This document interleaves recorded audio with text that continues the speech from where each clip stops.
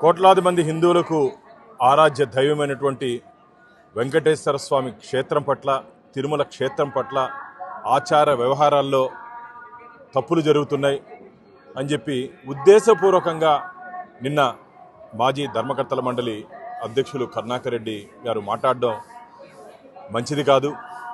వారు హయాంలో గతంలో ఏం జరిగింది, పరివెట్టం కట్టారు, స్వామివారి వస్త్రం కప్పి టీటీడీ నియమ నిబంధనల్ని తొంగలో తొక్కారు, రంగనాథ మండపంలో చేయాల్సినటువంటి పనులు, జేవిజులు జరగాల్సినటువంటి కార్యక్రమాలు వెంకయ్య చౌదరి గారి నివాసం దగ్గర ఎందుకు చేశారని చెప్పి ప్రశ్నించినటువంటి కరుణాకర్ రెడ్డి గారు, ధర్మారెడ్డి గారి కుమారుడు చనిపోయినప్పుడు మీరు అక్కడ ఉండడం వాస్తవం కాదా?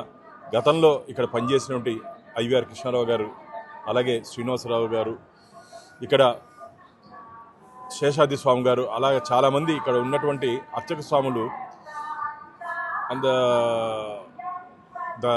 ఇది దహన క్రియలు జరిగిన తర్వాత 14 రోజులు జరిగిన తర్వాత ఇక్కడ సాంప్రదాయం ఉంది, అక్కడికి వెళ్ళి పరివెట్టం కట్టి ఆశీర్వదించే సాంప్రదాయం ఉంది. అన్నీ తెలిసి కూడా మీరు ఉద్దేశపూర్వకంగా ఎందుకు మాట్లాడుతున్నారో ఇది మంచిది కాదు.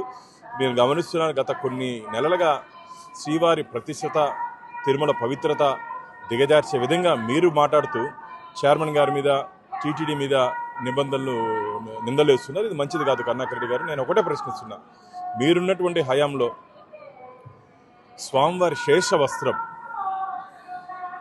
దాదాపు ఒక వారం రోజులు స్వామివారి మీద ఉన్నటువంటి శేష వస్త్రం ఎలా బయటకు పోయాయి, ఎంతమందికి చేరింది, ఆ లెక్కలు కూడా తొందరలోనే బయటపడతాయి.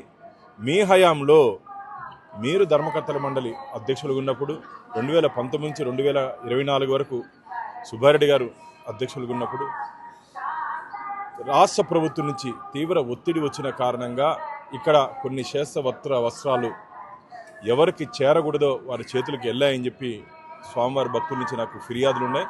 దాని మీద కూడా విచారణ జరిపిస్తాం.